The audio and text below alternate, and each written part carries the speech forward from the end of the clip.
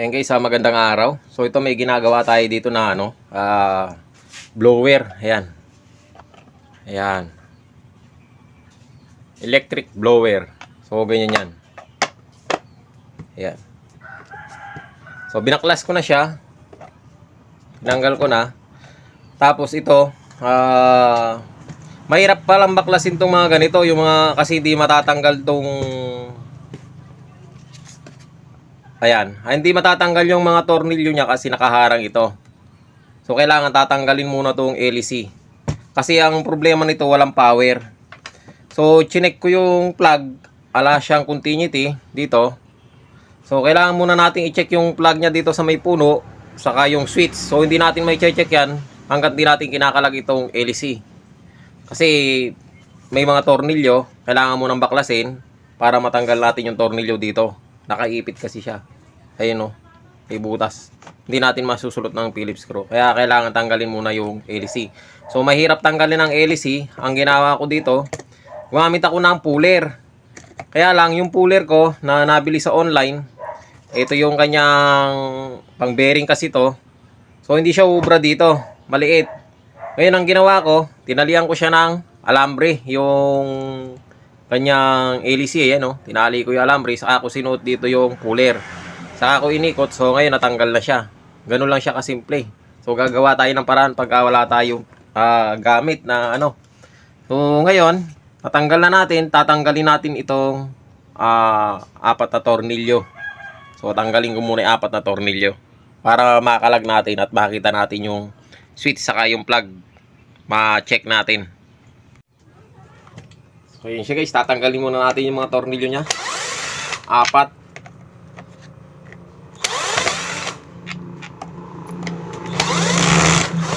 Para ma-check na rin natin yung motor. Baka ito ay may putol lang. Kaya lang, pag ito ay sunog, mahirapan tayo. So yun, natanggalan natin yung tornilyo. Tatanggalin lang natin itong cover niya. May lock yan eh. So tatanggalin ko lang yung lock. Ayun. So natanggal yung bearing, andito pa. So mayroon pa siya mga anak ng pinapaw. Mga kula-kulapot. Ayun oh, tali. Umikot dito. Kinain ng ehe. Oh. Ayun oh. So tanggalan natin siya. Tatanggalin natin yung tornilyo rito para ma-check natin yung switch saka yung plug na sana iputol lang at hindi sunog ang makina. Kapag sunog ang makina nito, yari tayo rito. So ngayon napalabas na natin yung switch saka yung wire dito sa may dulo parugtong ng plug. So tetesterin natin siya gamit ang ating tester. At ito, check muna natin kung gumagana yung tester natin. So gumagana. Testerin ko yung isang dulo ng plug. So gumana. Dito tayo sa kabila.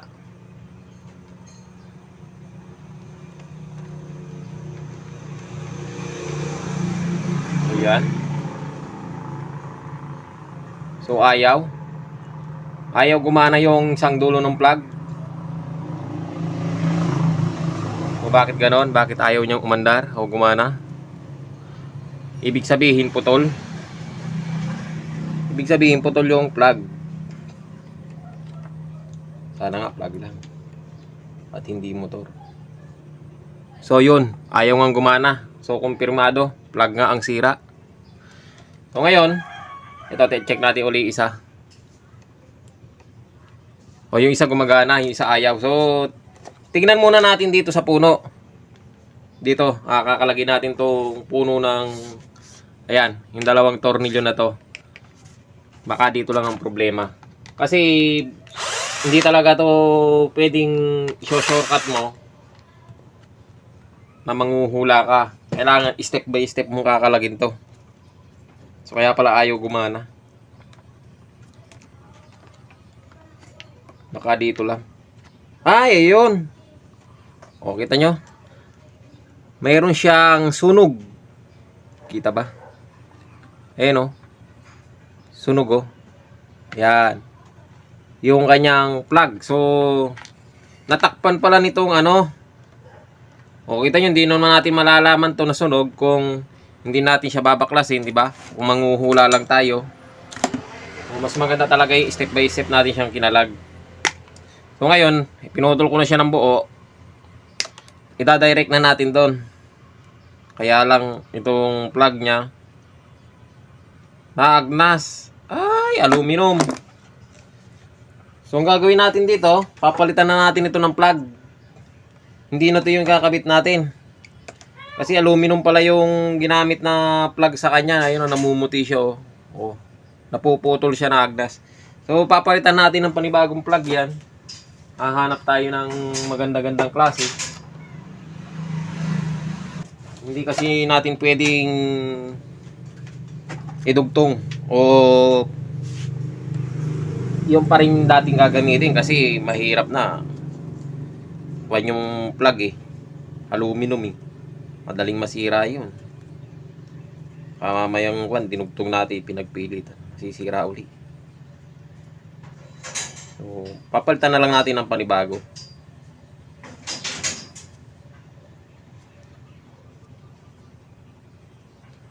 Lilinisin ko lang yung plug at basa, padumi. Mamaya sinaksak natin, makuryente tayo. So, pinunasan ko lang.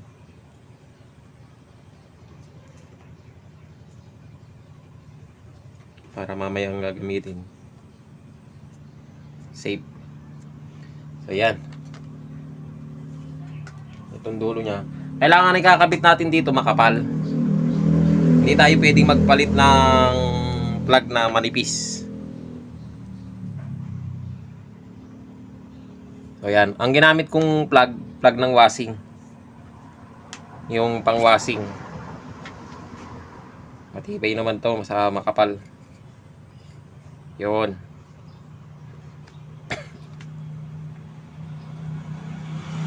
Dudugtong muna natin siya dito sa tornilyo. Yan, kakabit natin dito. Tanggalin ko lang muna tong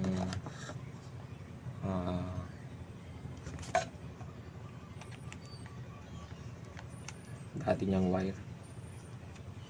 Alisin natin to.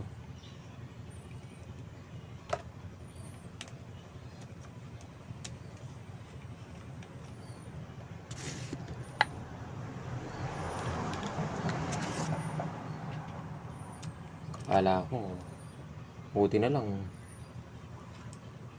plug. Yung makina mahirap.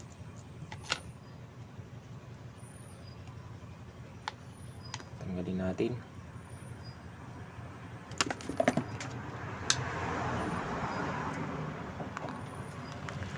Oh, naagnas na nga, oh, natanggal na, agnas na. Palitan na natin. Para bago, ayan. Magandang klase na to. Ewan ko lang kung masira pa to. Tibay na.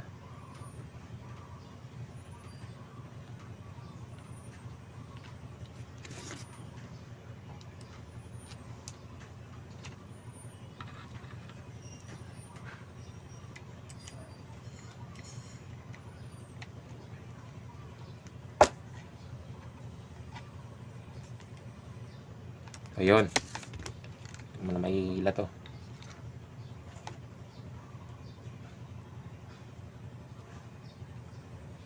Saka natin i-tape.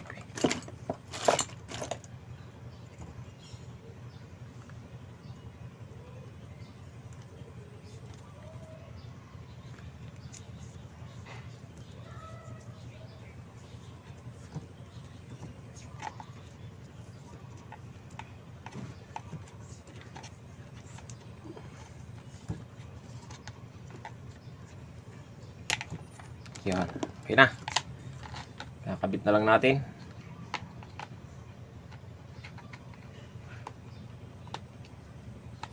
Yun.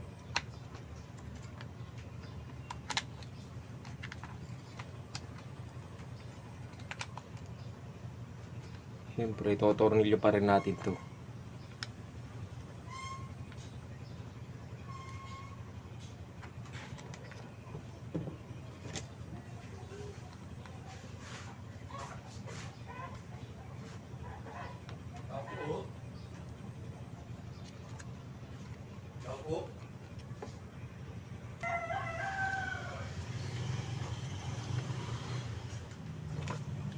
Yung tornilyo na natin.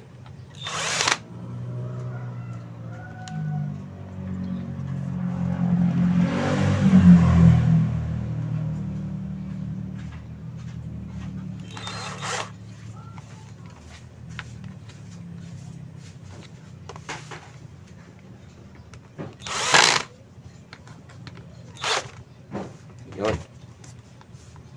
Hindi na mahihila yan.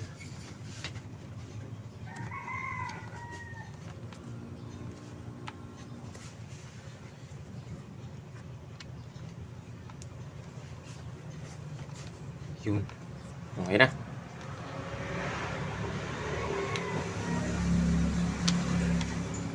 Kabit na lang natin yung takip.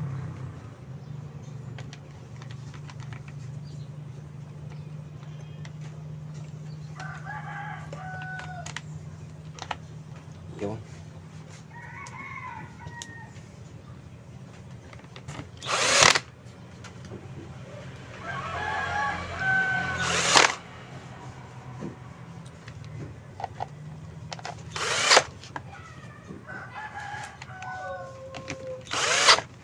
Okay na. Kakabit na natin tong cover. Punasan muna natin.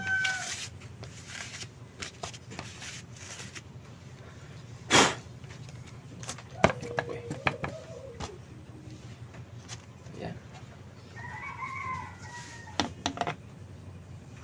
Ayan. Ayun. Uy. Ayun.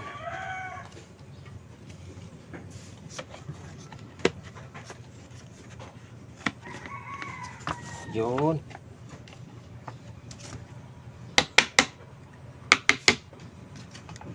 Okay na yan. Tornilyo na natin.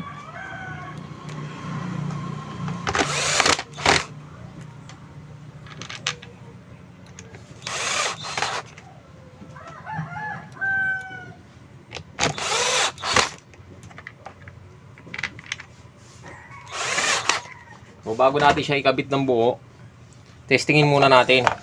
Kakabit ko lang yung carbon brush niya dahil tinanggal ko kanina. Binaklas ko kasi yung carbon brush. Chinek ko, baka upod na yung carbon brush. Hindi pa pala.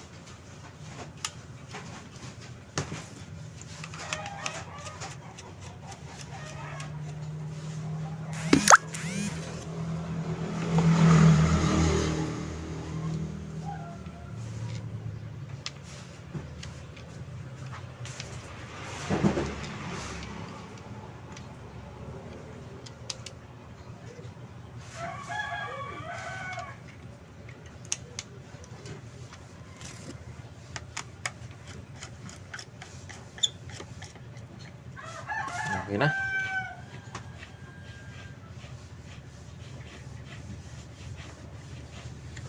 Testingin natin kung gagana.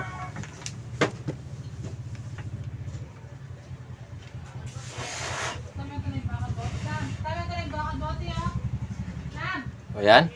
Testingin natin. Ayun. Okay na, okay na. So, kabit na natin tong puller. Ay, puller. Itong ating LC. So, tatanggalin ko muna yung DIY puller natin. Yung ginawa nating ano, pang puller.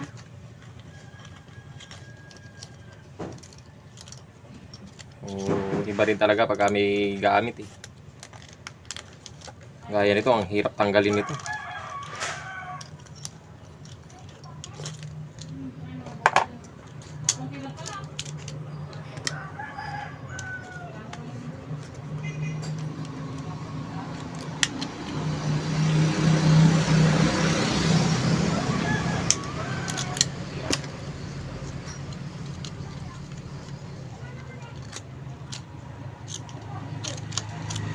Ayan.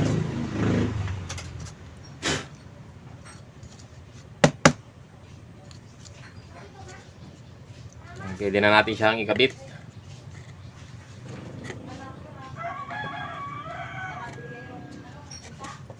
Yun.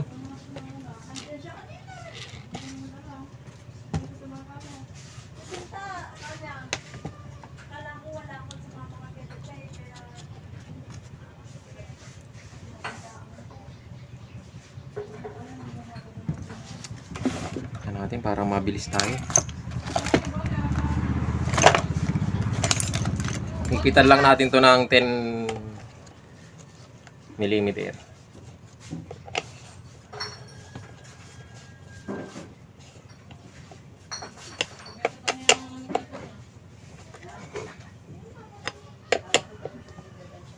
Ayun. Okay na. Makabit na natin yung takip.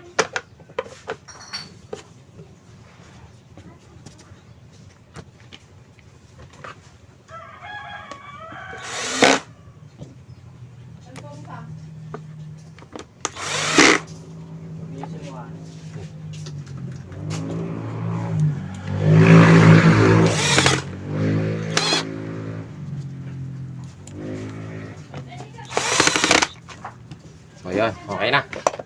Testingin na lang natin at ikakabit muna tong ulo. So yan. Malakas to sabi nila eh. So testing.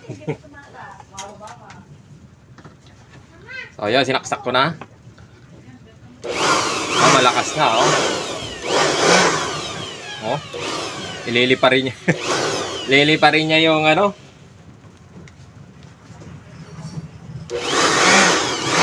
Lakas oh.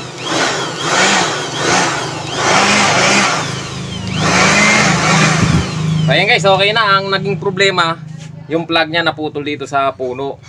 So ayan guys, hanggang dito lang yung video natin at sana nakatulong sa inyo yung video na to at maraming salamat sa panonood.